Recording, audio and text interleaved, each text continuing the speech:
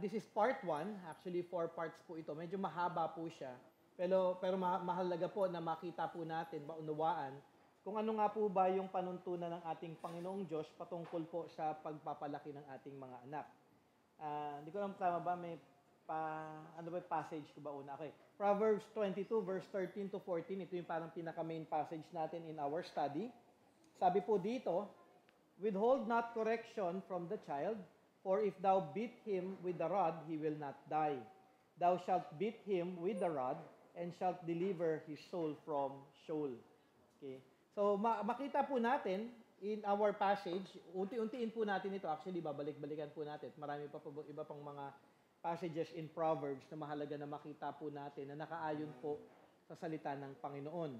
So, ang ating pag-aaral ay bahagi pa rin po ng Shepherding a Child's Heart. Medyo nag-deviate lang po tayo ng konti para magbigay tayo ng tuon patungkol sa importansya ng paggabay sa ating mga anak na ayon sa panawagan ng Diyos in terms of discipline. Maraming itinuturo actually ang mundo o pananaw ng mundo patungkol sa bagay na ito regarding pagdidisiplina. Okay? Mga psychologists, psychiatrists o kasabihan o actually pananaw ng mga magulang ng sinaunang panahon pa. Di ba meron tayong ganon? Sabi kasi ng lola ko ito. Alam mo yun, pero kung nakalakihan po natin yung pananaw po ng sinauna pa at hindi po ito ayon sa salita ng Panginoong Diyos, ay burahin na po ninyo lahat ng iyon sa inyong mga isip. Sabihin natin, may naitulong naman, may mga naitulong po yun, pero hindi ko kasi maganda na bilang Christian, alam mo, sabi ng lola ko, di ba, parang Christian ka, sabi ng lola ko, ganito daw. Actually, ang magandang basihan natin palagi in terms of child rearing, pagpapalaki ng anak, ito ang sinasabi ng Panginoong Diyos ayon sa kanyang salita na dapat nating matutunan. So, mahalaga po ito, no? Hindi naman po sa maganda na makita po natin kung ano yung ayon sa salita ng ating Panginoon. So, meron po tayong parang, ang tawag doon, kailangan na magkaroon ng pagbabago sa ating mga isip. Tandaan po natin, kapag kunyari, psychology, psychiatrist, ito po pinaguyod lamang ng tao. Okay, aking sasabihin, mahalaga po ito, pananaw lamang po ito ng tao. Bilang mga mananampalataya, ang ating tuon lamang ay pananaw at panuntunan ng Diyos patungkol sa pagpapalaki sa ating mga anak. For sure, may maayos na paalala ang mga tao, di naman natin maaalis yun, yung mga bagay na ito, na ayon sa kanilang mga experience. Pero ito ay dapat na inaayon palagi natin sa salita ng Panginoong Diyos. Kunyari daw, may magandang advice sa atin, which is hindi naman yan, kunyari, hindi naman siya Christian, syempre hindi naman biblical kalalabasan nun, palagi natin siyang iayon lang sa salita ng Panginoon. Okay, saan ito? In Scripture. Kasi may mga pananaw pa rin naman ang tao na tama naman in some way, hindi lang na ililinya sa salita ng Panginoon. Syempre, pagdating sa mga bata, sa mga anak natin, pagdating sa kalusugan, syempre, wala naman pong sinabi ng Bible regarding that. Kung ano yung kailangan, painumin mo siya ng tempra pag nilalagnat. Well, syempre, wala naman. Pagdating sa kalusugan, sino yung dapat na nilalapitan natin? Syempre, di ba, mangkukulam. Joke lang yon. So, ang nilalapitan natin, pedya. Mga pedya. Hindi, pedya. Dahil alam po nila, ang mabuti para sa kalusugan ng bata.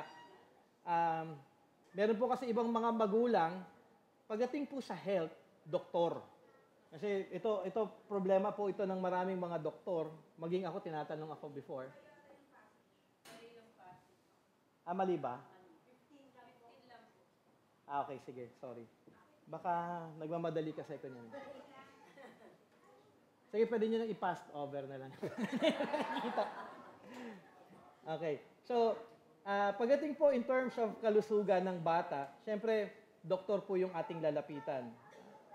Minsan kasi nakikinig tayo ng mga YouTube mag-ingat lang kasi YouTube yun kumbaga hindi naman chinek up nung YouTuber na yon, yung anak mo, di alam kung ano yung blood works. Maging maingat po tayo pagdating sa mga ganito. Go to a doctor na mapagkakatiwalaan ninyo, na confident kayo, na tunay na makakatulong sa inyong anak in terms of health. Siguro nga, kung meron kayong kilalang doktor na Christian, maganda sana, Christian doctor, para at least tunay na makakatulong sa inyo ito. Okay? May tulong po ang YouTube, hindi ko sinasabing wala, pero wag po kayong magiging dependent doon. Always depend palagi sa mga doctors. Marami po kasi mga nanay ngayon, naging doktor na rin. Di ba? Dahil sa internet. Okay, parang hindi na kailangan. Actually, kung ang sakit ng anak nyo, lagnat, syempre, simple lang naman yung mga ganon. Tempra, ano ba pa iniinom? Calpol, sa mga baby. So, Biogesic, no? 1,000 milligram kagad, bibigay nyo kay, Adeli. So, maliban sa health, physical health ng bata, ang tuon ng magulang sa pagpapalaki sa inyong mga anak ay dapat nakaayon palagi sa salita ng Diyos. Okay, baka isipin ninyo, bakit yun lang? Kasi yun po yung dapat at tama. Yun po yung biblical at yun po yung makakapagbigay po talaga ng tunay na kalawalatian sa ating Panginoon. At sa ating pag-aaral, makikita natin kung bakit. Okay? Mahalaga na makita natin na ang salita ng Diyos ang ating panuntunan, ang ating sinusunod. Siguro question lamang, kanino ba nanggagaling ang wisdom, karunungan, kaalaman, katalinuhan ng tao? Kay God, di ba? Ito ay nanggagaling lamang sa Diyos na perfect in wisdom. Ibig sabihin, ang tao limited and most of the time ang tao nagkakasala at nagkakamali. They are not perfect. Most of the time, ang tao po ay man-centered, lalo na kung hindi siya Christian. Ang Diyos ay may panuntunan para sa mga magulang, para sa mga parents. At ito ang dapat nating lamang sinusunod. Hindi po pananaw ng tao. Kung pananaw ng tao, nakabase naman sa salita ng Diyos, walang problema. Kini-clear ko yun, ha? Okay? Dahil kung susundin ninyo ang pananaw ng tao, at ito ay taliwas o laban sa salita ng Diyos, o tuon ng Diyos, para sa tao, ito ay pagtalikod sa ating Panginoong Diyos. Pagtalikod at paglaban sa kanyang kalooban. So, ibig sabihin, kung ang pagpapalaki mo, worldly, hindi ayon sa salita ng Panginoong Diyos, sino kinakalaban ninyo? Ang Diyos. At nakakatakot po yung bagay po na yun. Kahit nasabihin po natin, siyempre, ito parang sa mga bata, pero majority sa mga bata yung ating pag-aaral ngayon. Pero even in adult na po yung mga anak natin, high school, college na sila, may panuntunan pa rin ng salita ng Diyos para sa mga teenagers. Isa lamang po, pinapalaki po dapat natin sila ayon sa salita ng Panginoon. So, ang prayer ko sa ating pag-aaral ngayon, sa salita ng Diyos, inyong talikuran ang pananaw ninyo o pananaw na natutunan ninyo sa mundo. At mahalaga po na talikuran nyo po ito. Okay? Dahil ito ay hindi ayon sa salita ng Diyos, palitan po natin ito ngayon ng karunungan, kalooban, at ayon sa salita ng Diyos. Dahil kung hindi, sabi ko nga kanina, inyo lamang kakalabanin ang Diyos sa kanyang nais para sa ating mga anak. Reminder, hindi ako yung kalaban ninyo dito dahil ako yung magtuturo. Minsan, lalabas po kasi dahil galing sa akin, si Brother Jay. Hindi po, galing po ito sa salita ng Panginoon. Minsan kasi baka maging, anak ko naman to, ako nang bahala dito. Yeah, I respect that, but later on, mas makikita po natin biblically kung ano pa po yung ibang mga bagay na dapat po nating matutunan patungkol po sa ating mga anak. Kung hindi kayo magiging biblical ang inyong pagpapalaki sa inyong mga anak, ito ay paglaban sa Kanya. Another question, para makita po natin yung kahalagahan po ng Bible, bilang Christian, ano ang authority na ating susundin lamang? Anong authority? God's Word. Okay, siya yung may pinaka-authority. Okay, sa ating pag-aaral regarding bibliology, ang Bible ay inerrant, clear, sufficient, and authority. Okay, para sa ating mga mananampalataya. Isa-isahin ko lamang, inerrancy of Scripture. The inerrancy of Scripture means that Scripture in the original manuscript, yung Hebrew, Aramaic, and Greek, okay, does not affirm anything that is contrary to fact. Ibig sabihin, lahat ng hinahayag sa Bible, fact, katotohanan, totoo, galing sa salita ng Panginoon. Okay, ito po ay paglaban doon sa falsehood ng mundo. Pangalawa, clarity of Scripture. Sabi po ni Wayne Grudem, lahat po ito ay galing kay Wayne Grudem, hindi ko lang po na isama. The idea that the Bible is written in such a way that its teachings are able to be understood by all who will read it, seeking God's help and being willing to follow it. Ibig sabihin, ang Scripture clear. Huwag po natin siya bigyan minsan ng wrong interpretation o kaya interpretation na natin lamang, kundi ang Bible po, marami pong passages in Scripture, clear po ito kung ano po yung dapat natin gawin. Pangatlo, sufficiency of Scripture. Sabi nga dito ni Wayne Grudem, the idea that Scripture contained all the words of God He intended His people to have at each stage of redemptive history, and that it now contains all the words of God we need for salvation, for trusting Him perfectly, and for obeying Him perfectly. So, ibig sabihin, ang salita ng Panginoon sufficient. Lahat ng ating pangangailangan in terms of spirituality, nasa salita ng Panginoon. Wala ditong pagkukulang. Perfect po itong salita ng Panginoon, sufficient ito para sa paglago po natin sa ating Panginoong Diyos. And lastly, ito po yung pinakamahalaga, yung definition po ng authority of Scripture. The idea that all the words in Scripture are God's in such a way that to disbelieve or disobey any word of Scripture is to disbelieve or disobey God. Ganun po katindi ang authority. Ibig sabihin, kung hindi mo paniniwalaan na ito'y salita ng Diyos at hindi mo ito susundin, ito ay hindi pananiwala actually kay God at hindi pagsunod sa ating Panginoong Diyos. So, sino ang may authority?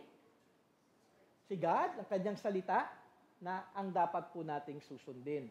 Okay? Hindi ako So, I'll be teaching, hindi ako yung sinusunod nyo.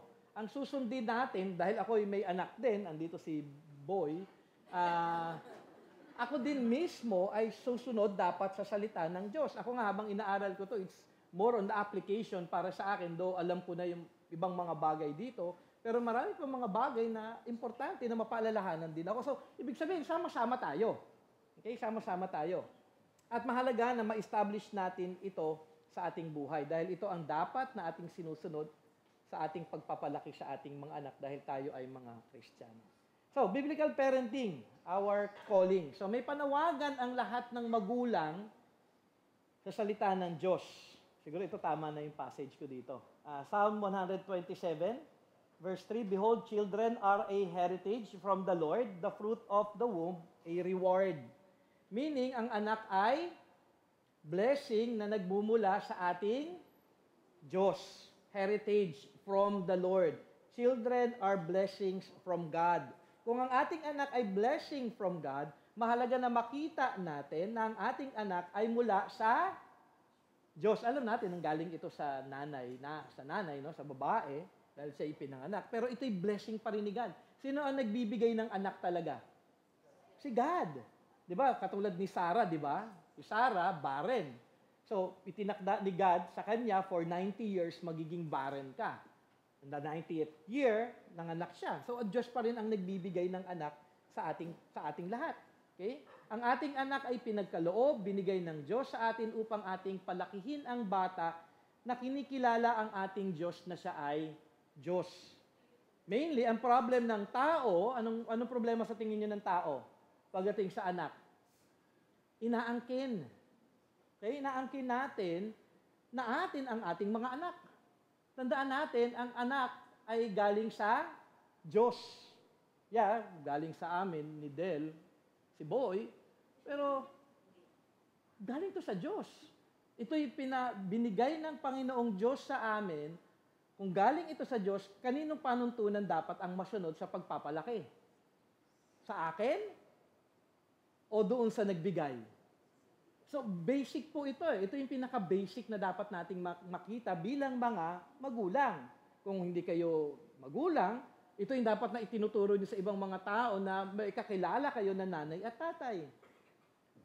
Ang isip ng tao, siyempre, most of the time, palalakihin ko siya ayon sa gusto ko. At ito yung natural actually tendency ng tao. Ako, nung pinanganak yung anak ko, siyempre, marami kong mga pangarap, marami kong mga naisip, marami kong mga gusto, pero in the end, Lord, kung ano yung kagustuhan ninyo, doon lamang po ako. Hanggang doon ako sa bagay na yun. Hindi ako pwede mag-exceed, kundi dapat palagi lamang ako nakaayon sa kanyang kalooban. Tendency po ito ng tao. Pero bilang mga Christian, ang laman dapat ng ating isip at puso ay palakihin sila na ayon sa kalooban at nais ng Diyos. Isang biblical principle na mahalaga na makita nating lahat ay ang tao, tandaan po natin, man is made in the image of God. Sabi sa Genesis 1:27, so God created man in His own image. In the image of God, He created him. Male and female, He created them. If we are made in the image of God, sa tingin nyo yung ating mga anak, ano? Made in the image of Jay and Del? No, they are also made in the image of God. Pero ang problem ng ating mga anak, ang image na ito ngayon ay distorted dahil sa kasalanan. Kaya ang ating mga anak, despite na cute sila, na baby o bata, pagka nag-teenager na kasi, hindi na cute eh. Maganda't gwapo na. Cute ba yung mga anak mo, Sister Stella? Hindi na. No? So, iba na, di ba? Mga tinitignan mo eh. Takit na, di ba? Ako nga, para natatakot din eh. So, kung ang anak natin, despite na cute sila, okay, they are sinful beings na ang kailangan ay ano. So, they are made in the image of God, distorted because of sin. They are to be restored again into the image of God. Yun yung tuon natin ngayon bilang mga magulang. Maibalik sila in the image of God na nais ng ating Panginoong Diyos. Okay? Na ayon sa plano at kalooban, salita ng ating Panginoong Diyos. Kung ang problem ng ating anak ay kasalanan, atin dapat na makita ngayon ang kahalagahan ng gospel at ng pagdidisiplina sa ating mga anak. Kaya nga may correction o pagdidisiplina dahil sa kasalanan at sila ay maiwasto in the image of God. Sabi nga ni Bruce Ray, at napakaganda po ng kanyang book, sabi po niya doon, and I quote, we must correct them, we must strive to bring them back to their proper path as image bearers of God. If we regard them as innocent and not as distorted, we will not correct them and we will fail in our calling as Christian parents. Actually, isang maling pananaw sa bata ay ang pananaw ng mundo na sila ay innocent. Ay mga baby. Asan yung pinaka-baby dito? Wala yung pinaka-baby. Nasa labas. Ano? Makasalanan kasi yun eh. So, kailangan lumabas dahil makasalanan. Mag-iingay daw. Actually, there is a wrong understanding that children or babies are innocent. Madalas sasabihin ng tao, walang malay yan. Diba? Hayaan lang. Okay? Actually, ang problem, may nabasa nga ako eh. Nagbasa-basa ako ng kaunti. Parang about parenting dito sa Pilipinas. Kalimutan kung anong website yun. Sabi dun sa isa, may mga may mga payo siya how to discipline children. Let them be angry. Alam mo yung parang, hayaan nyo lang silang magalit. What? Doon yung makikita yung pananaw na, kasi ang bata nagagalit, hayaan nyo lang daw magalit. Hayaan mo siyang express yung kanyang emotions. Hindi ho. Anger is sin. So, hayaan mo ang anak mo magkasala. So, alam mo yung mga psychologists, they don't regard God as holy. But for us Christians, mahalaga po makita natin, hindi pwede. Magagalit sila. Then, pagka si Boy nagagalit, I would tell Boy na, teka lang, that is sin. You're getting angry. Why are you angry? Why are you angry? Because you did not get what you want. Di mo nakuha yung gusto mo, kaya ka galit eh. But you must learn to accept that hindi lahat ng bagay pwede mo makuha, lalo na kung bawal para sa'yo. Kasi gusto niya ng sigarilyo. Joke lang yun. Ginigising ko lang kayo kasi alam ko medyo mahirap makinig ngayon eh. Alam mo yun, gusto niya yung isang bagay na bawal pero pinagpipilitan niya. Siyempre, anong expression ng bata? Magagalit. Siyempre, maintindihan naman natin, nagagalit siya, pero dapat turuan natin siya kaagad, even though na maliit siya pa that time, sasabihin na kaagad natin, being angry is sin against God. This is sin. Mahalaga po itong bagay na ito. Okay? Wala pong innocent na bata. Actually, ang problem, hindi nila alam na sila ay nagkakasala. Kaya mas lalo na kailangan nila ang disiplina nating mga Christian parents. They are not innocent. They are sinners in need of our help to point them to God and to their only hope, Jesus Christ. So when they are sinning, teach them about God. Teach them about Jesus Christ. Teach them that Christ died for your sins. Kahit bata pa po yan. Okay? Minsan, hindi niya ba maintindihan yun? Hindi naman, kayo ba, ilang beses kayo na-share ng gospel? Naintindihan niyo ba? Hindi naman eh. Kaya nga, di ba paulit-ulit lang din ang gospel sa atin until the time na ayaw nyo yun, maliit pa lamang, papakinggan niya na yung gospel, paulit-ulit yun na rin nasasabi yung gospel, malay nyo, at the age of 6, 7, malay nyo, pinili siya ng Panginoon na maligtas ka agad. Importante na nasisharean po natin sila at yung pag-asa nila kay Jesus Christ. Ito ang tuon nating mga parents. Ang atin silang mapalaki na tunay na makakilala sa Diyos. Makakilala kay Jesus upang sila ay mapatawad sa kanilang mga kasalanan at maiwasto sa kanyang relasyon sa Diyos. Actually, in terms of intelligence, automatic na po yan. Ang bata lahat mag-aaral. Iba-iba na lang ang intelligence capability ng bata. Ang problema ng bata, actually, hindi pag-aaral. Ang problema ng bata, makasalanan sila. Lahat po, kahit unbeliever na bata, mas marami pa nga matalino na unbeliever, di ba? Kahit na nga yung mga, kunyari daw, Christian na estudyante, iba pa rin, tamad. Alam na nila, kasalanan maging tamad. Pero, mas masipag pa rin yung ibang mga unbelievers. Ibig sabihin, sinasabi ko lamang, wala pong problema in terms of intelligence o yung knowledge, pag-grow ng knowledge ng bata in terms of the things of the world. Ang kailangan nilang tunay na matutunan, gospel. So bata pa lang gagaspelan mo na siya, ituturo mo na siya kagad sa Panginoon. So, isang katotohanan, tandaan po natin, children are made in the image of God. Pero mahalaga din na maalala natin ang ating mga anak ay bahagi po din ng kasalanan. Sila ay makasalanan at kailangan nila ng kaligtasan. So atin ngayon aaralin yung biblical necessity for correction. Ito po yung ating magiging toon. There are 4 things na atin pong aaralin dito. Okay? And dahil sa kasalanan, kailangan po ngayon ng discipline o correction ang ating mga anak. Basahin ko lamang ulit, Proverbs 23, verse 13 to 14. Tama naman ako, di ba? Kanina mali ano? 22. Okay. So 23. So nagkamali ako ng type. Okay. So Proverbs 23:13 to 14, do not withhold discipline from a child. If you strike him with a rod, he will not die. If you strike him with a rod, you will save his soul from Sheol. Yung Sheol is land of the dead. Parang ganun po doon. No? Sa kamatayan mismo. I-save mo siya sa kamatayan. So number 1, why is the Bible biblical necessity for correction? Pag sinabing necessity, ano ibig sabihin ng necessity? Kailangan. Okay, bakit kailangan ng biblical correction sa ating mga anak? Number 1, the nature of the child demands correction. So nature. Ano yung nature ng tao?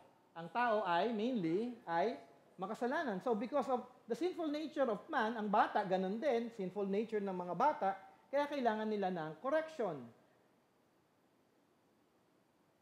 Dito ko babalikan yung maling pananaw ng tao na ang bata ay pinanganak daw na inosente. Siguro marami yung napakinggan yun before. Ako, ilang beses ko na napakinggan. Ay, mo lang yan, bata yan. Walang alam yan, walang kamuwang-muwang yan. Pinapatay niya na yung kapatid niya. Oh. Ay, mo lang.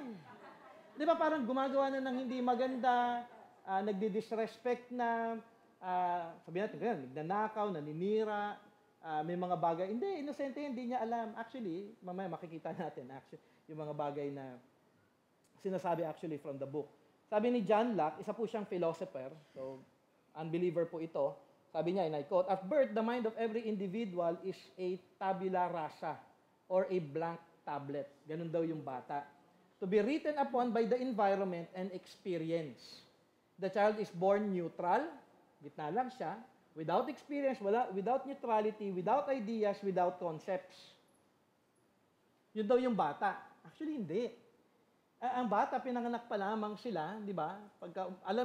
Ewan ko sa mga nanay, tatay, alam ko ang iyak ng galit na baby. Para sa mga nanay at tatay, di ba? May iyak na talagang alam mong gutom na. May iyak na parang galit. Ewan ko, dahil tatay ako, instinct ko yun, dahil ako'y palaging gising nung nanganak si Del. Alam ko kung galit na si James. Okay? So, in some way, kung ating makikita din, bata yun. Sino sa inyo mahilig sa courtroom drama? Ako mahilig ako sa mga courtroom drama. Sa mga courtroom drama. Inyong makikita kung paano ini-explain kung bakit nila nagawa ang isang kasalanan. Kaya daw, murder. Okay? Ano yung most of the time explanation nila? Kaya siya pumatay kasi experience niya nung bata siya, ganito. Kinalakihan niya kasi yung environment na ganito. Ano yung palaging inaano? Yung attitude, character daw ng isang tao, ng isang bata. Dahil kanyang lumaki siya sa environment, kunyari, na magulo. Kaya ang buhay daw niya, pag-iisip niya, magulo.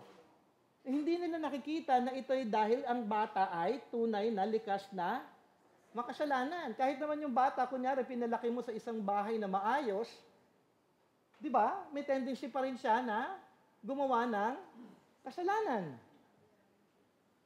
Most of the time, ang pananaw po actually sa court, lalo na sa Amerika, no? Ito sa Amerika, kahit na nakapatay ka na, parang didepensahan ka pa, minsan nakakaligtas pa.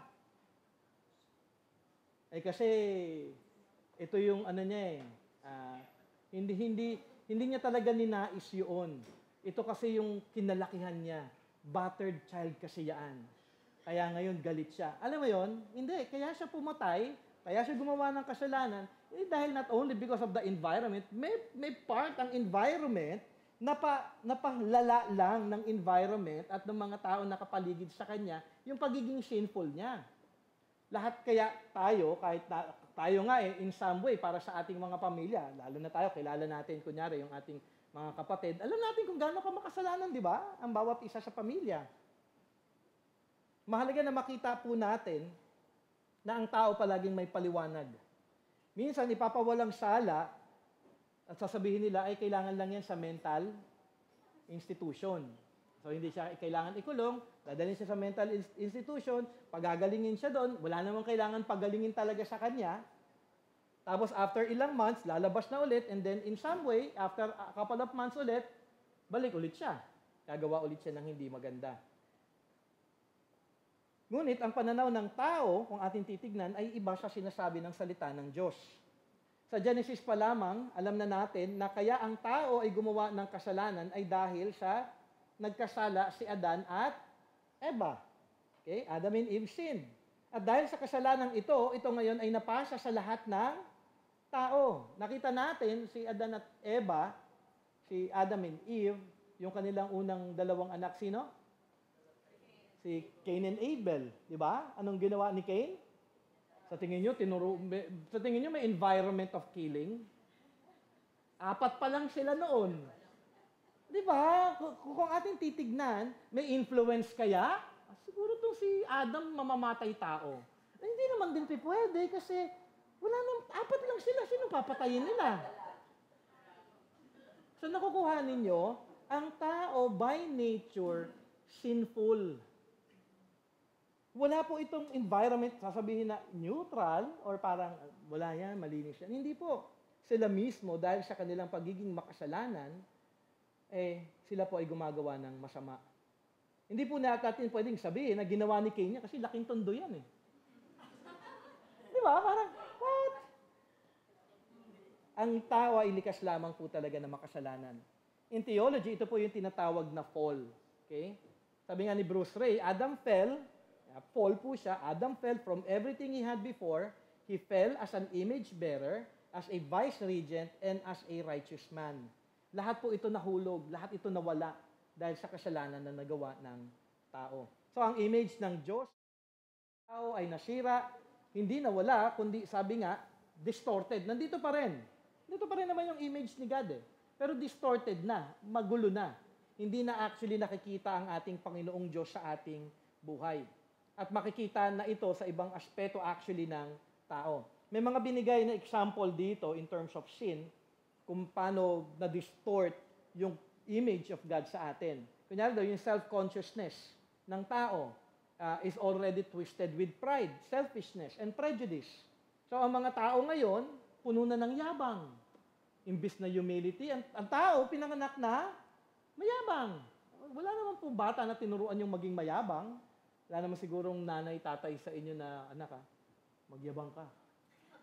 Meron pa kayo narinig na gano'n? Di ba, siyempre, di ba, tinuturo natin, anak, be humble. Yung bata, kahit sabihin mo maging humble yan. Yung alam mo, yung pananaw niya sa sarili niya, mayabang. Mayabang na kagad, distorted na, di ba? Yung reason niya, instead na kanyang ma-receive yung revelation, kilalanin ng ating Panginoong Diyos, most of the time, yung reasoning niya, pag-iisip ng masama, at palagi siyang nahuhulog sa kasamaan. Yung pananalita, di ba? Blessing ito ng Panginoon. This is a gift. Communication or speech. Pero yung bata, hindi niya naman sila tinuruan mag-lie. Di ba? Meron ba sa inyo na tinuruan ng magulang na, anak mag-lie ka? Sabi mo sa teacher mo, kinain ng aso yung assignment mo. Di ba? Parang we don't lie. It happened na talaga without, alam mo yun, consciousness na yung bata nga maliit, di ba? Nagsisinungaling. Siguro mas na-experience ito ng mga children's ministry. Marami po mga bata, makikita natin yung tongue po nila, makasalanan. Yung pagiging creative daw nila. But in reality, ang mga bata, ang tao, destructive. Ako, nung bata, naalala ko na lang kung gano'ng karaming mga nasira ko eh. Di ba? Naninira tayo. May ganito, sisirain mo. Yung mga, di ba? Hindi sila yung parang, maganda ba yung naninira? Hindi, di ba? Pero likas sa bata, yung kanilang, sasabihin ng iba, hindi, creative lang yan. Sira-sira na yung kotse mo, puro pintura na kung ano-ano, no? Yung rule, yung understanding ng rule, nag-fall into tyranny. Gusto ng mga bata to take advantage of other kids. Nakakita na kayo ng ganon? They want to take over. Parang kuya, si Jay, di ba? Nakwento ko sa inyo, si James. Yung bully na malaking batang ka-classmate niya, natutulog lang si James, sinikmuraan siya sa tiyan. Tapos ang reason niya, kasi yung tatay niya, namatay daw, na natutulog. Kaya natakot siya na si James, baka daw patay na. Bakit kailangan mo suntukin yung anak ko sa tiyan?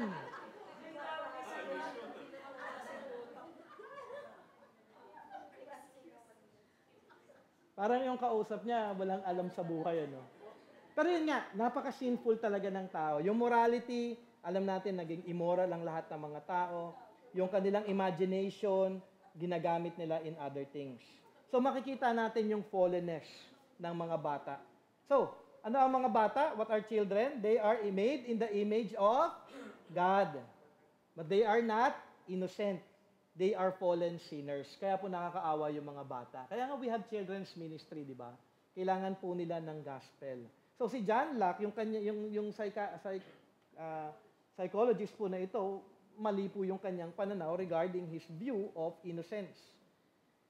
Sabi nga sa Genesis 8:21, ang Diyos ang nag-declare nito, the intent of man's heart is evil from his youth. Okay? Makasalanan po.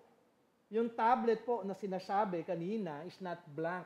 It is filled with sin, with malice, with wickedness. Makasalanan po ang bata. Siguro kung kayo, siyempre, ewan ko kung naalala ninyo yung inyong kabataan, may mga iba't ibang klaseng bata, May bata na napakabait. Ako, ate ko napakabait. Si Mia, nung bata ay napakabait yon. Parang wala kang makikita na kasamaan sa kanya. Palagi lang yun, iiyak kapag may nangyayaring. Pag ayaw niya, iiyak na lang yun. Hindi siya nagkasalita kapag hindi siya nagreklamo. Kabaliktaran ko naman yung ate ko.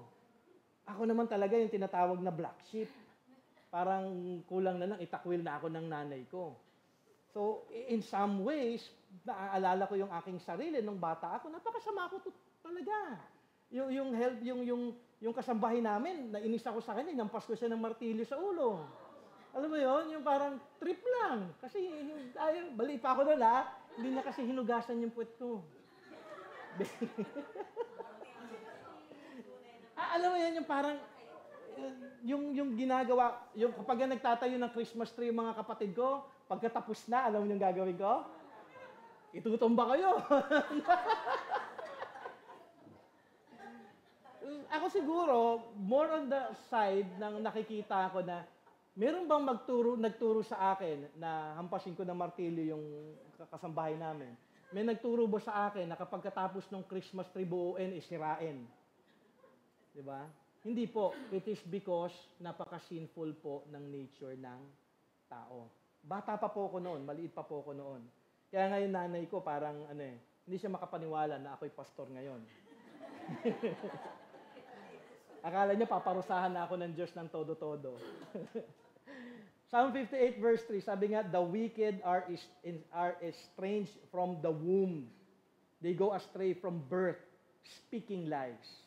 Word po ni God ito, sabi nga, the wicked are estranged. Ano ibig sabihin po nito? It means, meron pong division kagad with God and man. Kailan? Sa womb pa lamang. Meron ng pagkakahiwalay dahil sa kasalanan. Sabi nga ni Bruce Ray, not at the age of accountability, not at age 21, 18, or 6 or 7, nahiwalay ang tao sa Diyos, but in the womb, there is already an estrangement or separation between God and man. Ganun po kamakasalanan ang bata. Other people would deny that. Hindi po makasalanan po talaga. Kasi sabi po sa scripture the wicked are estranged from the womb. The Bible is clear. Hindi po natin pwedeng, hindi yan ang ibig. Ibang ibig sabihin yan, ganito. Hindi po. The Bible is clear with that. Kaya nga madalas na example, diba, about lying, ang bata, hindi kailangan turuan magsinungaling, kundi likas na sila na ay sinungaling. Disobedient. Diba? Wala sa inyo nagturo, anak, uutusan kita. Huwag mo kong susundin, ha? Meron bang ganon? Wala, di ba? Automatic kagad sa bata, maliit pa lang, sabi mo, you pick that up, you clean your mess. Ano gagawin ng bata most of the time? Maliban na lang nga doon sa ibang mga bata na may mabait talaga. No? Parang yung ate ko, kahit anong iutos mo ng bata doon, lahat gagawin doon Meron mga bata talaga matigas ang ulo. Sabi nga sabi sa Psalm 51 verse 5, behold, I was brought forth in iniquity, and in sin did my mother conceive me. Sabi ni Bruce Ray dito, what David is saying here is that in sin, he was conceived by his mother. The very moment that the sperm from the male united with the egg from the female, the very moment that the egg was fertilized, a sinner was conceived. Totoo naman, di ba? Habang binabasa ko nga ito, the very moment there was life, human life, that human being was a sinner by nature. Bruce Ray said also, it means we are sinners not because we sin, but we sin because we are by nature sinners. Actually, inventors of evil pa nga tayo di ba? Sabi sa Bible. Maging si Jesus, di ba sabi niya, kung ikaw ay wala pa kay Jesus, if you are not a believer, ano sabi sa John 8:44? You are of your father, the devil. And your will is to do your father's desire. He was a murderer from the beginning and does not stand in the truth because there is no truth in him. When he lies, he speaks out of his own character, for he is a liar and the father of lies. Bruce Ray says, hindi ko nasama po yata ito, thus the very nature of child demands correction because it is wicked and perverse, contrary both to God and to man, and full of sin. Kaya nga sabi sa Proverbs 22 verse 15, folly is bound up in the heart of a child, but the rod of discipline drives it far from him. Napakalinaw po nito, no? Folly is bound up in the heart of a child. Foolishness, sinfulness, nasa heart na ito ng ating mga anak. At ano daw yung makakatulong para hindi siya maging foolish, maging fool? Rod of discipline. Kaya kailangan po ng biblical discipline. Baka mamaya iniisip niyo yung palo, hahatawin mo lang hindi po ganon. Dadating po tayo doon, but ngayon pa lamang, sabi nga, dapat yung pagpapalo, may control sa puwet, may isang bagay lang. Hindi pwedeng kamay. Ito, kay Ted Tripp yun. Don't use your hand. Because yung hand, ginagamit ito for caring, taking care of the children, pagpapakita ng pag-ibig. You use the rod. Okay? Yung rod, ano to? kahoy na puno ng pako. Joke lang. Puno ng pako, barbed wire, bubog. Alam mo, na-joke lang yun. Yung radish, ano lang, yung ginagamit yung... hindi naman kawayan. yung ginamit nyo nung nandun tayo sa outing, spatula. Spatula. Ginamit nila nung outing eh. Pamalo kay James. Nakita ko nilang pinanghiwa ng sapin-sapin. Hinahanap ko yung pamalo ni James eh. Nakita ko siya sa sapin-sapin. O biko ba yun? Anyways. So, importante po makita natin, may proper discipline. May tama po. Ako po, para may control, depende ito sa magulang, ang pagpalo ko isa lang. Kasi para hindi ako, alam mo minsan kasi may galit ka, mapaparami. At spanking spoon lang talaga ako. Yun lang yung gamit ko. Kaya alam mo yung boy na yon, ang dami kong biniling spanking spoon. Alam niyo yung ginagawa? Tinatago. May pag may ginawa, kinalat ko yun. Tapos hahanapin ko ngayon, sabi ko, where's the spanking spoon? Di siya, tahimik pa siya. Oh. Kunyari, hindi niya pa alam eh.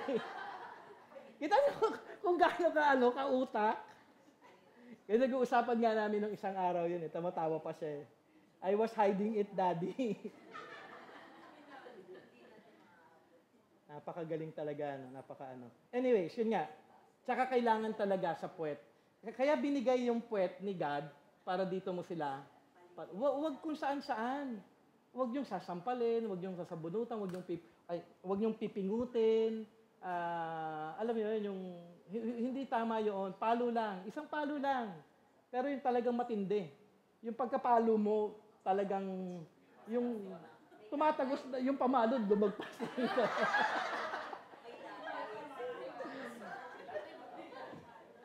Ginigising ko lang kayo. Pero may palo. Dapat may rod. At saka hindi kada gawa ng bata na mali, palo. Hindi naman. Wala na mangyayari dun sa bata. Magiging battered child na yun. Meron kayong, aalamin mo kung talagang sinful o pwede mong kausapin lang o talagang minsan yung bata kapag ka talagang hard-headed, yun kailangan ng palo. Pero kapag kunyari daw, nakabasag ng baso, huwag nyo nang paluin yung bata. Bata yun, doon natin maintindihan, clumsy yung hands niya. May ibang mga magulang, pag nakabasag, nakasira kagad, anong ginagawa? Huwag nyo papaluin naman kagad.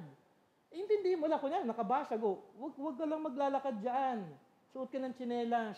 Maging concern mo kagad siya. Kasi, sino sa inyong hindi nakabasag ng baso? O, kita mo, wala makapagsalita sa inyo. Matanda na nga lang, nakakabasag pa eh. Maliban na lang yung baso nyo, bakal ha? Simula nung bata, bakal. Hindi solid, hindi stainless. Yung bakal talaga. Anyways, so mahalaga po na makita lamang po ng ating mga anak yung importansya po na tayong mga magulang, yung importansya na makita natin na ang ating mga anak ay makasalanan. Nawala na ako dun sa aking passage. Okay. So, unang-una, sabi nga, the nature of the child requires correction. So, kailangan po nila ng discipline, kailangan po nila ng correction, kailangan nila ng pagpapaalala, kailangan palagi nila ng pagtutuwid ng salita ng Panginoong Diyos dahil ang kanilang puso ay makasalanan. Pangalawa, the direction of the child demands correction. Okay? Children like adults are full of sin and the penalty of that sin is the same. Ano mangyayari kapag ang bata namatay sa kasalanan? Hell pa rin, di ba? Wala pong difference. Hindi may hell na pambata. Hindi.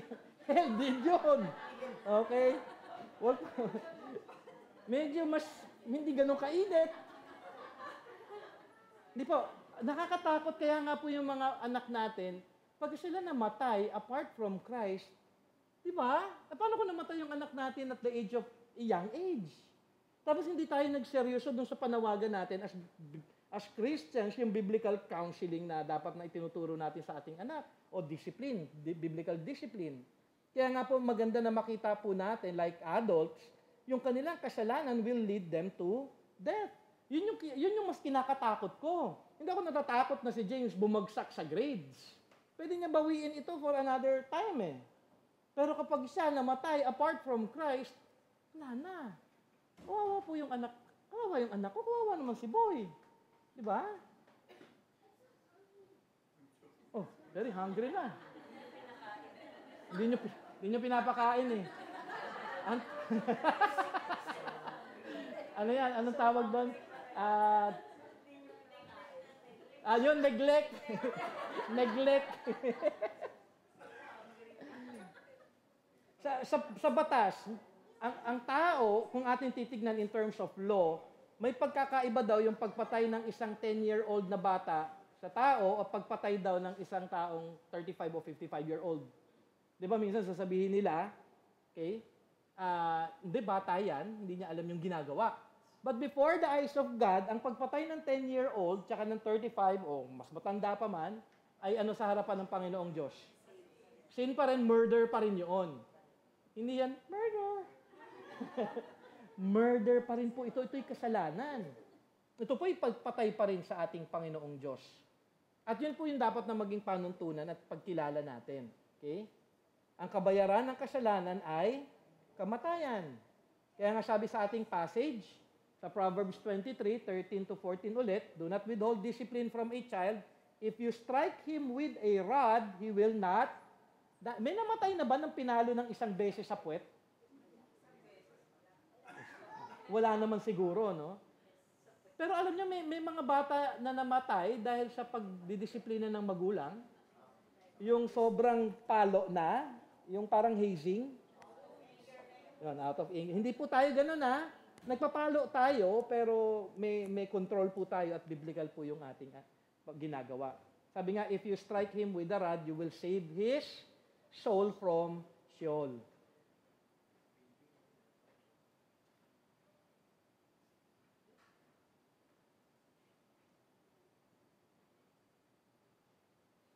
Basahin ko na lang. Hindi ko alam kung bakit ko to. Okay, sige. Hindi naging masama dahil sa magulang lamang. Ikaw ay naging masama dahil ikaw ay likas na makasalanan. Ito yung mga bata. Ang problem ng parenting, hindi ka natulungan ng magulang mo na bata pa lamang ay dapat na nagabayan ayon sa salita ng Diyos. Ayon sa disiplina ng Diyos. So yung mga bata na masasama, hindi sila in some way talaga na naging masama sila dahil sa magulang. Naging masama sila dahil hindi sila nagabayan ng magulang. Okay? To be honest, may mga bata talaga na obvious matigas ang ulo. Mayroon din naman, sabi ko nga kanina, may mabait, in a way masunurin. Pero ang puso pa rin niya ay makasalanan. Nung nag-sharing kami nung isang kakilala ko, sabi niya, yung life ko daw, totally different daw sa kanya. Siya naman daw, nung bata, talagang napakabait daw niya. Siya daw yung bata na nag-aaral, palagi, honor, student, gigising daw siya ng 5 a.m. para mag-aral. Babasahin niya na yung libro na kanilang aaralin pa lamang. Grabe, no? Habang kinikwento niya, grabe to ah. Hindi naman ako nainggit. Kasi hindi ko talaga naging buhay yun. Para ako, mag-aaral na lang ako, pag mag-aaral na lang eh. Pero alam mo, may mga bata talaga napakabait, masunurin. Pero ang problem nga niya, inamin naman niya, naging self-righteous siya. Feeling niya palagi siya ay mabuti, mas magaling kaysa sa iba. Iba naman yung kabaliktaran niya. Iba naman siya, di ba? May ibang makukulit. Siya naman, mabait, pero yung heart niya puno ng pride. So sa harapan ng Panginoon, may pagkakaiba ba? Wala. Hindi lang obvious yung sa kanya dahil tinatago niya. Nasa puso lang niya, sa isip lang niya. Pero ang tingin niya, sa ibang mga tao, low class kayo. Diba? Kasi ako matalino ako disiplinado akong tao. So, kung ating makikita, kahit, ang anak ko mabait yan, ako napakasipag, hindi lang ninyo alam. Sa totoo lang, may pride. Nakakatakot po. In some way, maganda, dahil pagkasama mo yung anak mo, parang okay.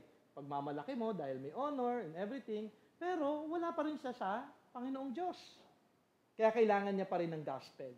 Kailangan niya pa rin ng biblical way of correction and discipline. Siguro, sa mga ganong bata, kailangan lang sila mapaalalanan, anak, kailangan mo makita everything that you have in life is from God. Kung matalino ka, anak, magpasalamat ka sa Panginoong Diyos. Kung ikaw ay gumigising ng maaga para mag-aral, alam mo yon, nasa CR daw siya, paggising niya sa umaga, hawak-hawak daw niya yung textbook, nakaupo siya. Alam mo yon, nasa CR, hanggang nasa CR. Meron sa inyong ganon? Yung kayo hawak yun, pag nasa CR, cellphone. Nag-aaral din. So, kung ating makikita, no, in some ways, both ways, they need correction, they need guidance, they need the Word of God. Sabi nga ni Bruce Ray, the direction of the child by nature is toward hell. Yun po yung dapat makita natin. We must understand that. We must realize that. It must influence the fervency with which we pray for our children. Dapat pinag-pray natin palagi salvation nila. It must influence the diligence with which we seek to instruct them. To realize that by nature they are destined toward hell must influence the example seek to portray before them. So mahalaga po. Isa pang problema ng parenting ay ang hayaan ng kanilang anak na gumawa ng mga bagay na hindi tama. Sasabihin po ng mundo, self-expression po daw ito. Anong sasabihin ng maraming magulang? Hayaan mo na yan, bata yan.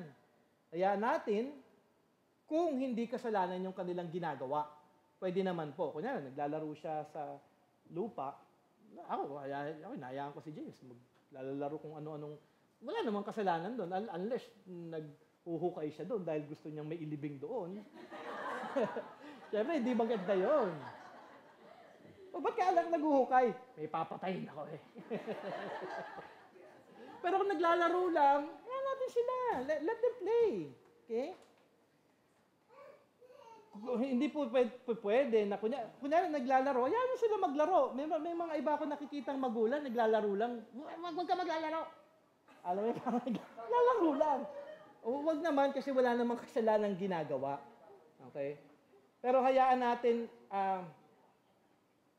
hindi po natin hayaan sila na magsasalita ng hindi maganda, o kaya hindi sila magbibigay ng respeto sa nakakatanda. Ito yung mga bagay na hindi po dapat nating hinahayaan. Kunyari daw, sa bahay, may dumating, nakakatanda, bisita. Turuan natin yung anak natin. You go there, you bless, o kaya you greet them. Mahalaga po yun. Awan ko, yun yung isa. Kung pagbibigay rin, hindi yung parang, naalala ko na may kinikwento si Pastor Bob. Ito malalaki na to mga adults na. Bumisita sila sa bahay ni Jim Newheiser. Di dumating sila Pastor Bob. May mga maleta. Dumating yung dalawang anak ni Jim Newheiser. Wala lang, dire-diretso lang. Matatanda na to Matatanda na ito. Yung tatay nila dating pastor pa. Ngayon, biblical counselor.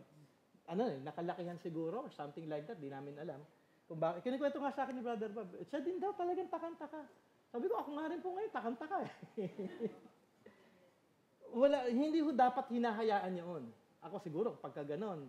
Si James nga one time, sa badminton, parang may nag-uusap na dalawa. Dumaan ba sa harapan? Nakita ko lang yon. Dadaan din ako. Sabi ko, anak, ganito yung pagdaan sa gitna. Excuse me po. Kasi kailangan turuan eh. Tinuturuan po yun eh. Iyaano natin sa kanya na, kaya nga sinabihan ni Del, you go back, you say sorry for, kasi dalawang matanda, nag-uusap, adults. Kailangan may respeto. So, yung mga bagay, may mga bagay tayo na kailangan paalala sa kanila. Hindi naman kailangan kagad palo, pero kung nakikita mo na every time na lang, ganun siya, ay paluin mo na. Kung repetitive. Okay? So, sabi nga ng Diyos, sila ay turuan na ang kanilang ginagawa ay kasalanan at hindi ito mabuti. Okay? Kailangan natin sila kausapin, i-remind, anak, kasalanan ito. Then, ituro natin sa Bible kung ano yung kasalanan nila. Correction ang kailangan nilang matanggap sa magulang, hindi dapat sila hayaan lang. Permissiveness is sin. Sabi nga ni J.C. Ryle, and I quote, remember, children are born with a decided bias toward evil. Ibig sabihin, bias sila sa evil. Yun yung kanilang gagawin. Kasi hindi nila alam kung ano pa yung tama, tayo ngayon yung magtuturo ng tama. And therefore, if you let them choose for themselves, they are certain to choose wrong. Kaya nga most of the time, yung training po sa pagpapalaki ng bata, tinuturuan po natin sila to choose right. Ngayon, pagka medyo naging-teenager na yan, tinuturuan na natin yan na to choose on their own. Pero with your guidance. Pag alam natin na hindi magiging maganda ang resulta ng pag-choose nila, you are to choose. Kasi po, tatandaan po natin, yung time lamang po na meron tayo na makakasama ang ating anak, napakaiksi lang. Ilang taon na gumagraduate? Graduate ka, 22 years old, no? So at the age of 22, pag yan nag-work na, wala ka ng control dyan. Yung anak mo, sasabihin na sa'yo, I can live on my own.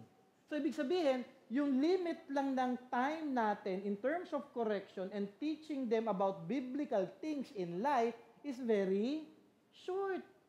So do not miss that opportunity. So bata pa lang sila, tinuturuan mo kung ano yung tamang pag-choose.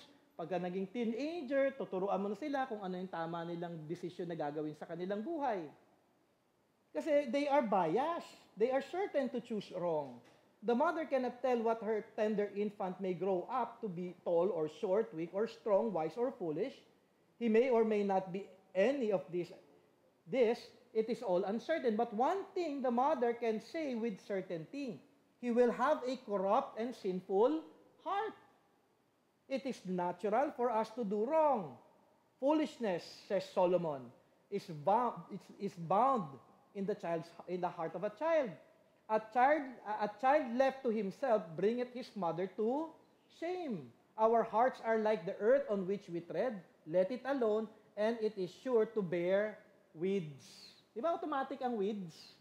Kaya nga yung kanila Angelo, nilagyan na nila ng grass na fake eh. Para hindi na magtumubo yung weeds, di ba?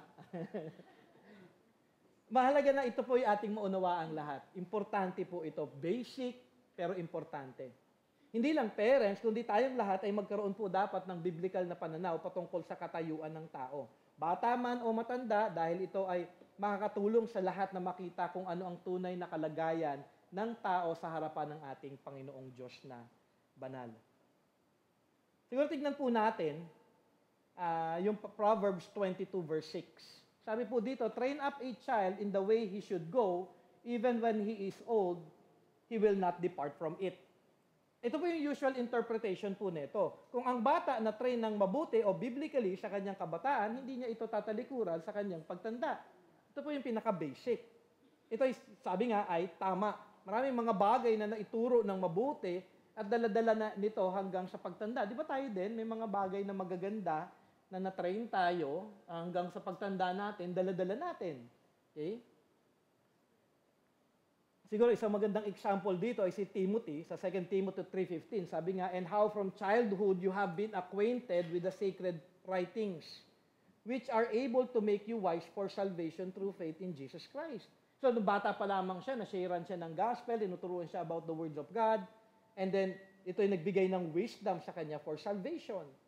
Pero sabi ni Bruce Ray, sa kanyang book, hindi daw ito yung tuon ng Proverbs 22 verse 6. Proverbs 22 verse 6 is not a promise so much as it is a warning to Christian parents. Iba po kasi yung rendering daw nito pagdating po sa Hebrew word, sa original language. Proverbs 22:6, sabi nga, yung phrase, in the way he should go, is entirely lacking. Rather, the Hebrew says, train up a child in his way. Ayan, train up a child in his way, sa kanyang sarili, sa kanyang kagustuhan, sa kanyang plano, o sa kanyang ayon sa kanyang puso. Okay? And when he is old, he will not depart from it. So kapag yung bata pinalaki mo kung ano siya, makasalanan, hindi natuturuan, hindi nakokorek, yun talaga siya. Dala-dala niya na yun hanggang sa kanyang pagtanda. Nakakatakot.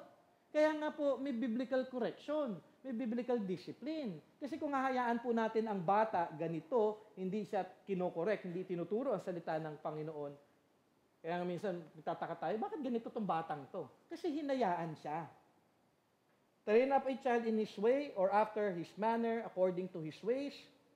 Allow that child na magkaroon daw ng self-expression, sabi ni Bruce Ray. Allow him to pick and choose what he will and will not do. And as that habit is formed in his youth, he will not change when he is older. Kung hinahayaan lang natin siya, kunyari, ito yung gusto ko. Gusto ko lang ganito ang gagawin ko. Hindi. We are to train them. We are to teach them. Anak, hindi pwedeng nakaupo ka lang dyan, hindi pwedeng wala kang do something. Turuan mo ng diligence, turuan mo siya na maging masipag, turuan mo siyang gumagawa ng gawain sa bahay. Kaya minsan yung ibang mga bata, yung ibang matatanda na ngayon, bakit yung anak mo walang alam sa gawaing bahay? Kasi the way, in his way eh. Ayoko. O ngayong pagtanda, wala siyang alam. Hindi siya nakakatulong. Kasalanan, laziness. Hindi po, tayo dapat ang nagdi-dictate sa ating mga anak habang bata kung ano yung dapat nilang gagawin. Turuan natin sila. Anak, magbasa ka ng Bible. Ayoko. Hindi, kailangan mo magbasa. Dapat ganon. Hindi pwedeng hindi ka magbabasa ng Bible mo. You can do naman other things eh. You have to read the Bible. You have to pray. You have to do this. Tayo yung magkocontrol habang bata pa. Kasi sabi ko nga, limited lang yung time natin. 22 years is so short. James is already going 15, di ba? So I have 7 years. Kaya nga sabi ko, once na si James, pag nag-teenager na yan, 14, hierarch na yan. Yung youth fellowship niya, hindi dito, kasi hindi naman ako English dito, hierarch yan. Yung mga kaibigan niya doon, mga Inglesero, mukhang sabi niya nga, ayaw daw niya, but when he's there, I really enjoy it. Alam mo yun, ayaw niya talaga eh. I don't like, pero dahil bata siya, you should follow us. You go to the you go to the youth fellowship. Hindi pa pwedeng ayoko. Hindi pa pwede yun. Tayo ang masusunod kung ano yung mabuti sa kanila. Dahil tayong mga magulang, kung Christian tayo, alam natin kung ano yung makakabuti para sa kanila. In time na, sabi ko, pag nag-18 yan, may sarili ng capacity yan to do anything. Marunong na mag-grocery yan, dumidiskarte na ng sarili yan. Pagka may pinabili ko, wala yung pinabibili ko, pupunta na ng Starbucks yan, bibiling kung ano yung gusto niya. Alam mo yun, sabi ko ng bata, hindi to ganito ah. Hindi pala to na magandang naturuan na bumili. Pagbalik, meron na siyang double chocolate. Meron na siyang... Sabi ko, where's my it's closed, daddy. Closed naman talaga, hindi naman siya nagsisinungaling. Oh, what did you do? I bought this. Pero syempre, hindi ko naman siya pinagalitan. Gusto niyang bumili. Wala namang kasalanan doon. Pero nakakagulat lang na parang nag-skip na siya, pumunta na siya ng medyo mas malayo ng kaunti lang. Okay? We must learn to discipline them, teach them, guide them, train them naayon sa salita ng Panginoon habang bata pa lamang. Actually, sabi nga, yung Proverbs 22 verse 6 is a warning. Kaya nga po dapat maging maingat po tayong mga magulang. May sinabi nga din si J. Adams regarding this sa kanyang book, Competent to Counsel. And I quote, "The verse stands not as a promise, but as a warning to parents that if they allow a child to train himself after his own wishes permissively, they should not expect him to want to change these patterns when he matures." Hindi niya gugustuhin na magbago pa kasi nakasanayan na niya eh. Siyempre, grace na lang ni God kung siya bibigyan ng biyaya ng Panginoon na magbago at maging Christian. Children are born sinners, and when allowed to follow their own wishes, they will naturally develop sinful habit responses. The basic thought is that such habit patterns become deep-seated when they have been ingrained in the child from the earliest days. So bata pa lamang, kung sila'y nag-respond palagi ng galit, dahil hinayaan niyo silang mag-respond ng galit, bata pa lamang sila. Tinuturuan po natin sila kung paano dapat sila tumugon. Kaya nga, train up a child in his way, and when he is old, he will not depart from it. Nakakatakot po ito. At kailangan po tignan natin ito sa ating mga anak. The direction of a child whose natural way leads to hell. Kaya kailangan ng correction. Okay? Number 3, the responsibility that God has placed upon us as parents demands that we correct our children. So, yung anak, blessing from the Lord, kaloob ito ng ating Panginoong Diyos sa mga magulang, ito ay mula sa Diyos, at dahil ito ay mula sa Kanya, kasama nito ay may mga responsibilities na ating dapat sundin na kaayon sa Kanyang salita. Ephesians 6:4, sabi nga, "Fathers, do not provoke your children to anger, but bring them up in the discipline and instruction of the Lord. Ang tawag dito, command ng Diyos para sa mga ama. Okay? Ito ay hindi mungkahi, hindi ito suggestion sa mga tatay. Ito po ay command, ito ay utos na kailangan sundin.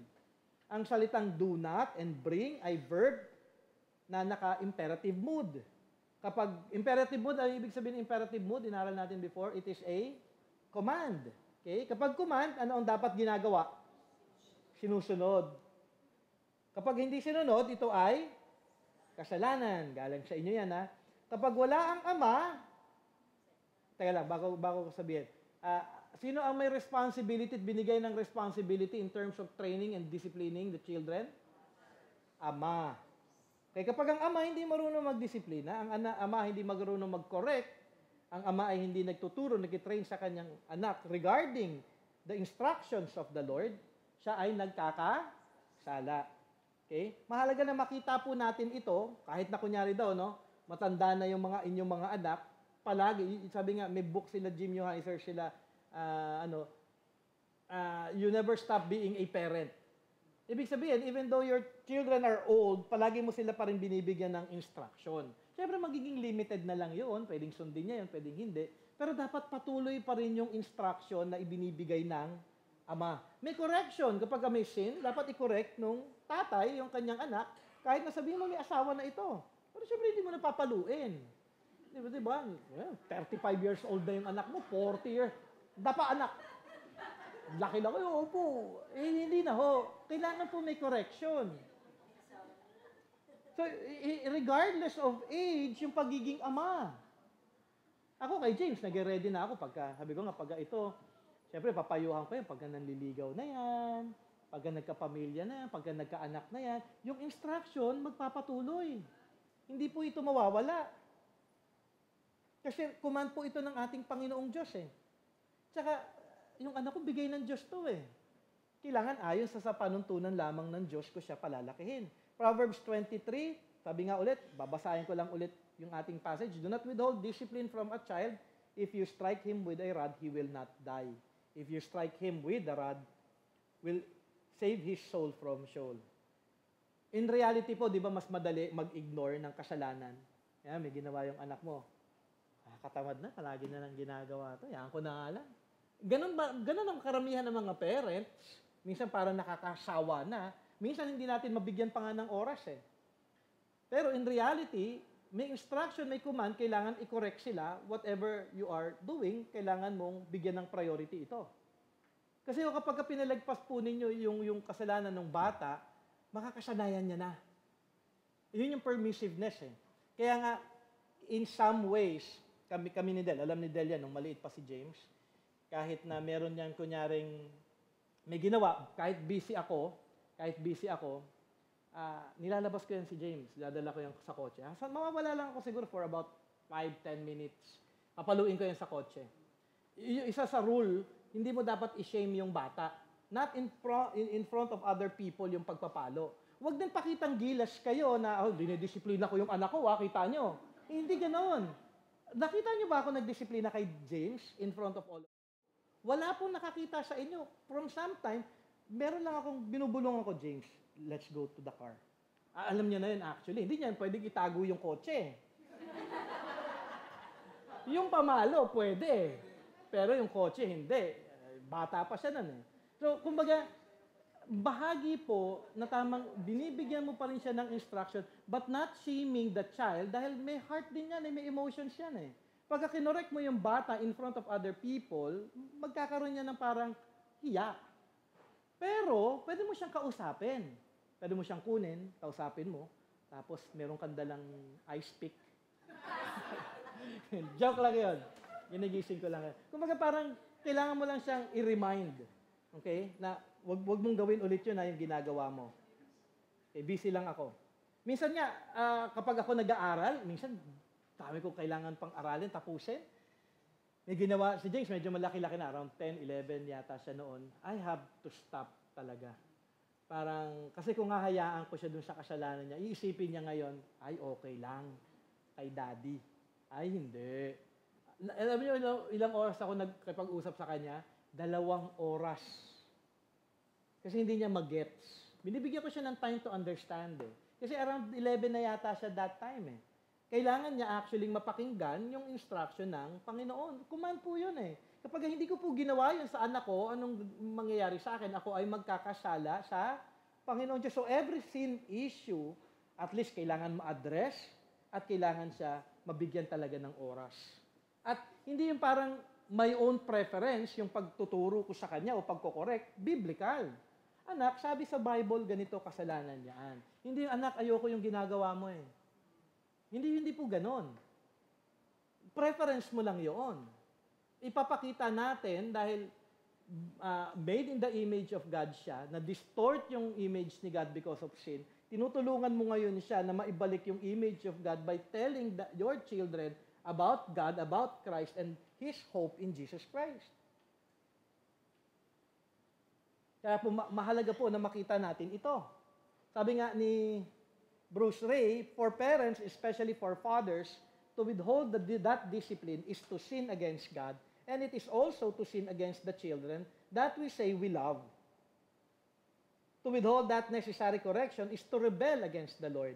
We must not avoid our responsibility, but rather we must seek God for grace to fulfill that responsibility which He has placed upon us. Hingi po tayo ng grace. Hindi po pwede kung kayo ay tatay, tapos sasabihin nyo sa asawa nyo, sa asawa ninyo na, tatay ako, no? Ikaw na lang mag-correct. Hindi. Wag mong ipapasa. Kanino sinabi? Sa father. Hanggat ikaw ang ama ng tahanan, ikaw ang masusunod, hindi mo ipwede. Si Del hindi yan nagko-correct. Pag nandun ako, never nag-correct yan si Del. Pero kapag wala ako, si James at si Del ang magkasama sa bahay, ano kailangan gawin ng asawang babae? Sila ngayon yung authority. Then they are to discipline. Doon lang papasok yung babae. Pero in all discipline, it should always be the father. Kaya minsan nagkakaroon ng wrong thinking eh. Yung maraming tao dahil pananaw ng mundo. May mga ibang tatay, ayaw nilang masira yung image nila sa anak. Kasi gusto nila body-body, gusto nila, si tatay okay. Alam niyo ba si James? Mas malapit sa akin si James kahit ako yung pinakapalaging nagdidisiplina sa kanya. Kahit ako yung pumapalo, si James, in terms of closeness, mas close sa akin si James. Natanong ko nga siya eh, ano bang feeling mo ngayon nung pag binabalikan mo yung pagpapalo ko sa'yo? Na-trauma ka ba? Minsan maraming tao takot na takot sa trauma eh. Sabi niya, natatakot lang daw siya sa palo. Pero did you understand, at that time, nakausap ko siya, did you understand that it is for your good? Yes. Kasi nga, palaging itinuturo sa bata, anak, I'm disciplining you. Kung may rod man o kaya verbal correction man, it is always for your good. Kaya ngayon, kahit si James malaki, minsan nga, alam niya na yan, pagka tumingin na ako ng alam niyang hindi maganda yung ginawa niya. Minsan yan, may tendency pa yan, sumasagot. Sasagot pa yan. Sasagot pa yan. Sagot ka? Masagot yan. Siyempre bata. Tapos pagka nakita, James, what are you doing is sin. Diba? I told you before, if you're going to answer back, and you are sinning, that is sin against God. At tahimik na yan. Tapos mamaya-maya yan, kahit na parang hindi niya naintindihan pa yung sitwasyon, gusto niya magalit, mag-sorry na lang yan. Dad, I'm so sorry. I'm so sorry, Daddy. Paulit-ulit pa yan. Yeah, you're forgiven na. Pero alala ko sa kanya, ano ba yung sin mo muna bago kita i-forgive? Kailangan niyang makita. So part ito eh. So training starts, maliit pa lamang hanggat sa paglaki. Ngayon malalaman niya ngayon kung paano magrespeto. Respeto for me, makita niya na may authority ako. Sabi ko sa kanya, anak, every time I correct you, is it because ito yung gusto ko or is it because of ito yung will ni God? Alam niya, it is the will of God. Kaya kami balanced kami sa aming tahanan, hindi preference. Dapat in terms of kay James, dapat ayon sa salita ng Panginoon. Mahalaga po ito. Kung ngayon pa lamang ninyo ito natututunan, praise God pa rin. Kung may mga bagay na mali kayo nagawa before, go back to God, ask for forgiveness, the Lord is merciful. And then, Lord, tulungan niyo po ako na gawin ko na po yung inyong kalooban. Okay? Lastly, the love with which as parents have toward our children demands that we correct them. Okay? Ang madalas na reason natin kung bakit hindi nasusunod ang magulang o yung panuntunan ng magulang, kalooban, nais, utos at kagustuhan ng Diyos, kaya hindi nasusunod, actually yung kalooban ng Diyos ay dahil sa maling pananaw ng magulang sa pag-ibig. Mahal ko ang anak ko, ayaw ko siyang saktan. Ayaw ko siyang ma-hurt. Ang anak ko, ito, wala kayong karapatan na pagsabihan ako kung ano yung gagawin ko sa anak ko. Ito yung pananaw ng maraming tao eh. Mahal ko siya at alam ko na yung gagawin ko para sa kanya.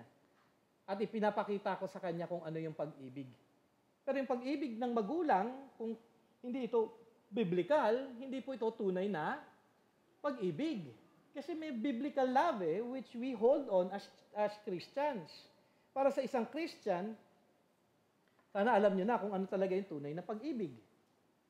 Mahalaga na paalala ang ating mga anak ay mula sa Diyos, ito ay kaloob, at ito ay may kasamang responsibilidad, may kasamang panuntunan na nakasulat sa Biblia. Kung mahal mo ang anak mo, tandaan mo, dahil ito'y galing sa Diyos, mas mahal ito ng Diyos. Hindi natin pwedeng makompare yung love natin sa ating anak compared to the love of God.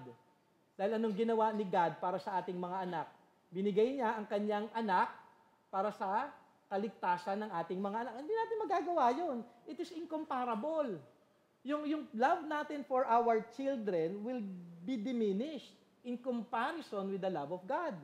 So kung siya'y galing sa Panginoon, heritage from the Lord, mahalin natin siya in line with God's love. Not with the kind of love na meron tayo bilang tao. Kasi distorted din po yung pananaw natin about love eh. Ang view natin ng love is more on emotions, feelings. But it must be biblical, coming from the truth. Kung tunay ninyong mahal ang inyong anak, at ngayon ating inaaral yung necessity of correction, mas lalo niyo dapat na itataguyod sa biblical na disiplina ayon sa salita ng Diyos. Sabi nga sa Proverbs 19:18, discipline your son, sa ESV version, for there is hope. Do not set your heart on putting him to death. Medyo maano yung panghuling part. Sabi sa NIV, discipline your children, for in that there is hope. Do not be a willing party to their death. Parang kamatayan, ano? Sa New Living Translation, ito medyo free way ito. Discipline your children while there is hope, otherwise you will ruin their lives. Kung hindi nyo daw i-discipline, sisirain nyo yung buhay ng inyong anak. Pero ito maganda sa King James. Sabi sa King James, chasten thy son while there is hope, so discipline daw sila, and let not thy soul spare for his crying.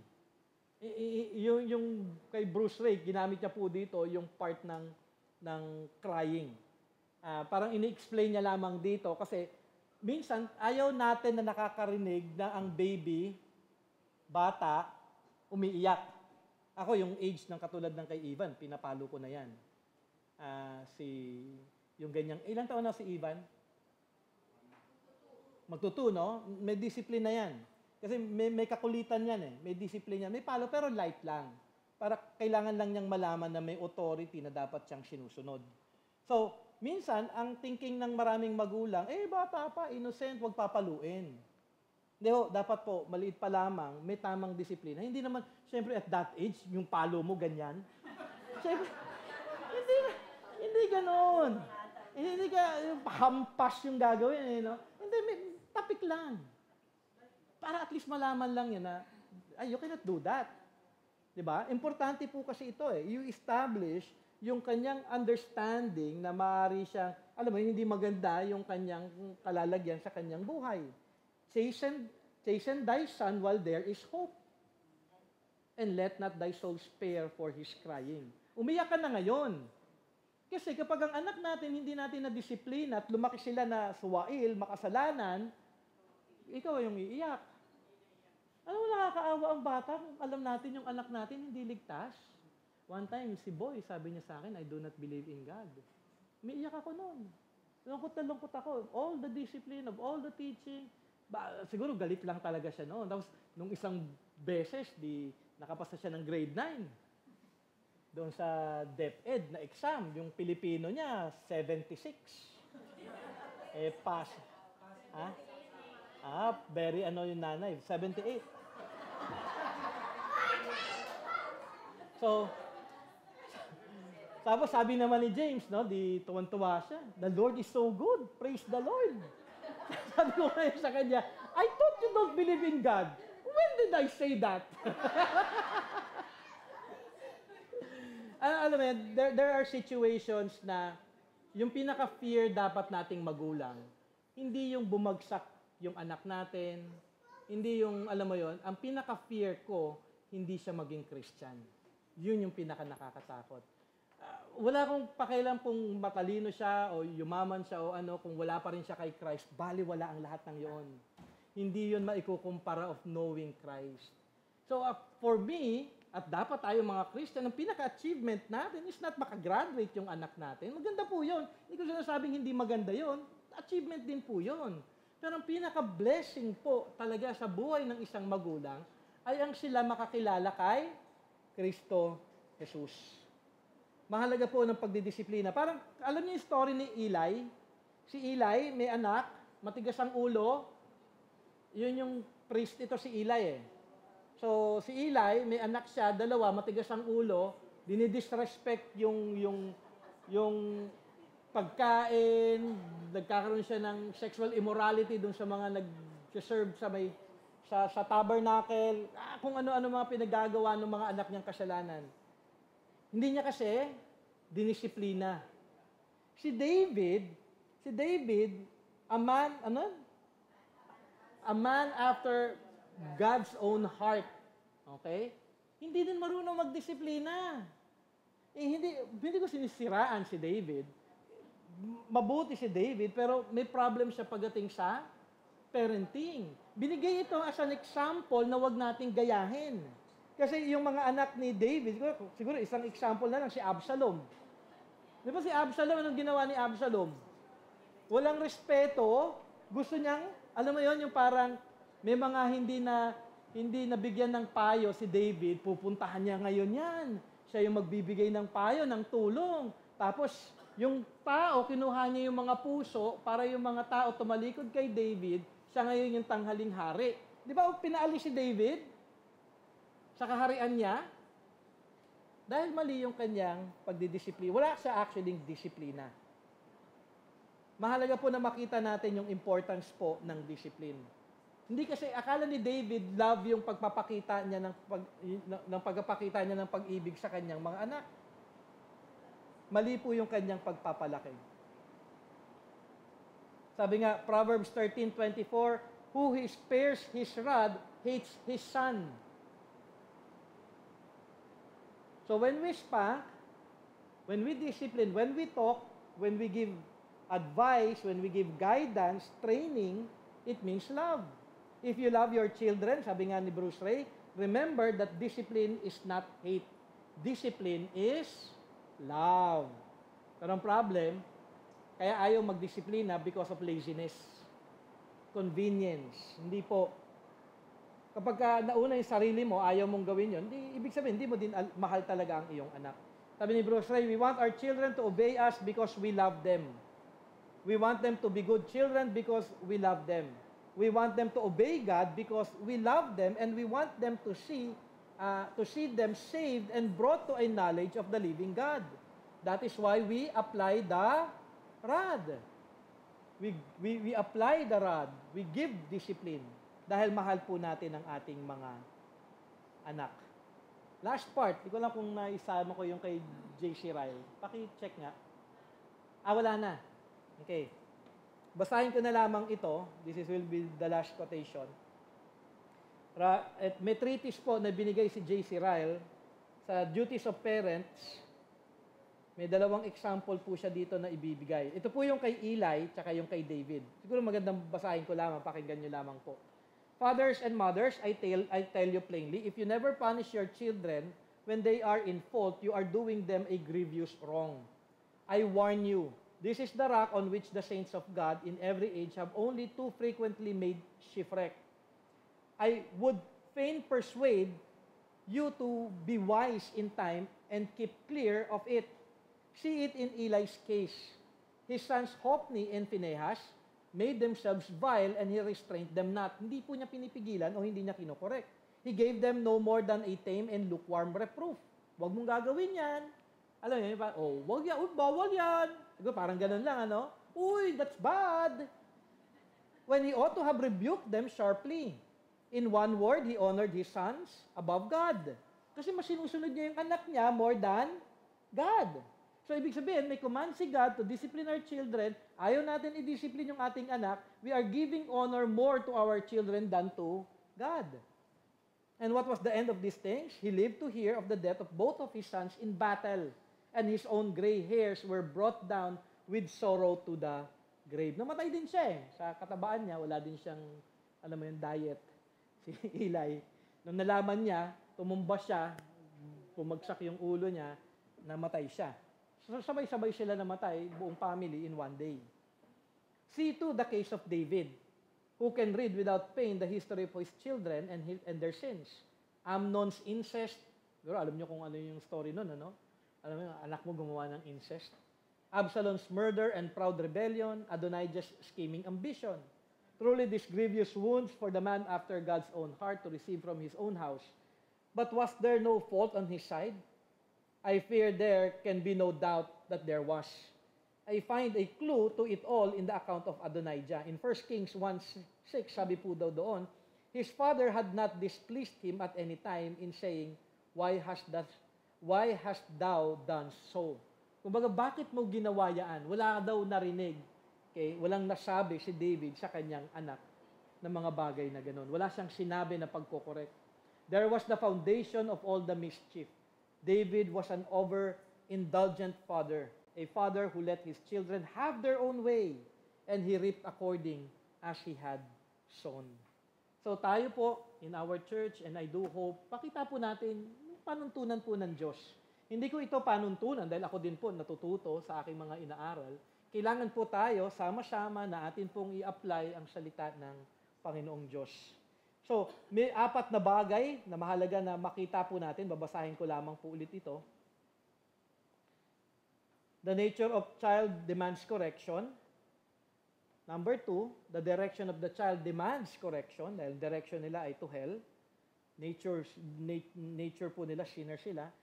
Meron po tayong responsibility as parents. The responsibility that God has placed upon us as parents demands that we correct our children. And lastly, the love with which we as parents have toward our children demands that we correct them. So, in foundation, mahalaga po ang biblical correction sa ating mga anak dahil ito po yung sitwasyon ng ating mga anak. Kailangan po nila, sino? Si Kristo Jesus. Kailangan nila salita ng Diyos. Kailangan nila ito more than anything. Hindi ko sinasabing huwag nyo na silang pakainin, huwag nyo silang pag-aralin dahil wala importante. Hindi, pakainin nyo sila, maging malusog sila, maging healthy sila, pag-aralin nyo sila sa pinakamagandang, papag-aral nyo sila, but never ever neglect biblical discipline, biblical correction. Gawin nyo lahat ng mabuti para sa anak nyo, pero ang pinaka-importante at priority pa rin ninyo, makakilala siya sa ating Panginoong Diyos. Yun yung pinaka-importante. Dahil in time, pagka malaki na yung ating anak, hindi na natin sila mahahabol. Hindi na natin sila, alam mo, sanayin nyo ang inyong anak na nagki-church. Palakihin nyo yung mga anak nyo na nagki-church. Kasi mas malaki yung opportunity nito in time. Hindi ko sinasabi na magiging Christian sila dahil doon. Pero mas may chance sila. Alam mo yun, palakihin nyo sila na mahalin yung mga taga-church, mahalin yung mga youth, kung sila ay youth, pagka-graduate nila, mahalin nila yung mga kasamahan nila sa young adults group natin. You help your children build their relationship within the church para yung kanilang influence will be coming from the church. Huwag nyo silang palayuin sa church. Papuntahin nyo sa church palagi. Huwag nyo silang hahayaan na parang may ipaprioritize na iba. Sabihin nyo sa inyong anak, priority anak is church. Maliban na lang kung kunyari, college sila, mag-board exam sila, sige, talagang hindi talaga sila makaka-attend ng church that time. Pero huwag nyo papaskip ang inyong anak going to church. You build them in the church. Kasi mahalaga po ito eh. Mahalaga po ito. Kasi ako po, sa High Rock, nakikita ko yung mga dati kong children's ministry, tsaka yung mga youth dati. Actually, mga youth ko dati kasi sila Koji. Makikita nyo naman sila, di ba? They build their lives in the church. Yung mga children's ministry ko ngayon, unti-unti na sila, nagta-testimony na sila, member na yung iba ng church. Praise God. Kasi nga, nag-start sila, napalaki sila within the church. Meron syempre, marami pa rin ako mga nasa children's ministry na matigas ang ulo before, until now, matigas ang ulo, yung iba nawala na. Yung iba, kahit tatay, nanay nila Christian, hindi pa rin sila Christian talaga. Pero hindi sila disrespectful. Mabuti sila pag nakikita mo sila church. Pero hindi sila Christian. Pero nagkaroon sila ng opportunity, at least, ginawa na ng magulang nila yung kanilang makakaya para sa kanilang mga anak. Kasi time is really short. Ako, pagka si James, sabi ko nga, sana by 25, mag-asawa na, by 26, may apo na ako. Pero yun nga short lang yung time ko with him. Nag-iisa ko lang siyang anak. Kaya nga priority si Del. Nagkatsyagayan. Every Saturday, hatid sundo yan sa youth fellowship doon. Kung may mga lalabas yung mga youth, sinasama yan ni Del. Kahapon, meron silang bowling, no? Nag-bowling sila, kasama niya yung mga kabataan. We are doing our part because time is short. Kailangan nila ma-build up within the body of the church. Yun po yung tulong nun. Kaya po may church. Hindi na po tayo dito para, alam niyo, mag-aral. Para makinig ng preaching. Kumain ng luto ng youth. Nandito tayo to build relationship and to build one another up in the Lord. Okay? So for the parents, malaki yung ating responsibility, but the grace of God ay napaka-gracious po ng ating Panginoon Diyos sa ating lahat. Before I pray and end, may question? Any question? Sige po, Sister Bioli.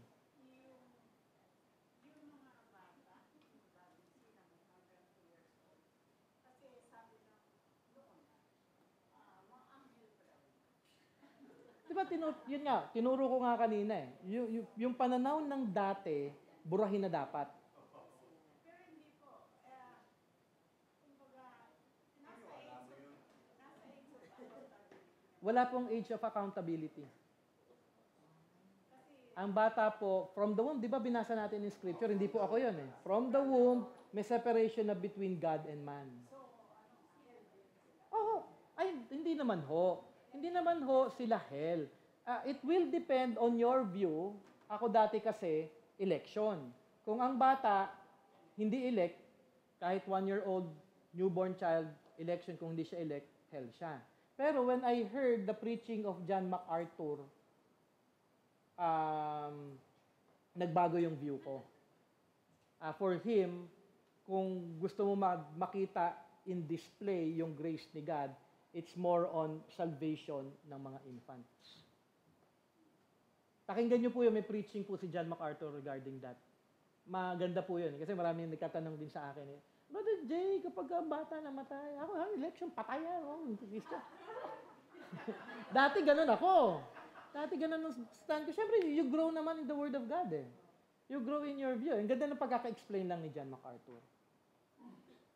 Pero makasalanan pa rin sila. Pero kung gusto mo makakita talaga ng pure grace ni God, na lahat naman tayo, hindi karapat-dapat maligtas. Sino sa inyo pwedeng dapat maligtas? Wala.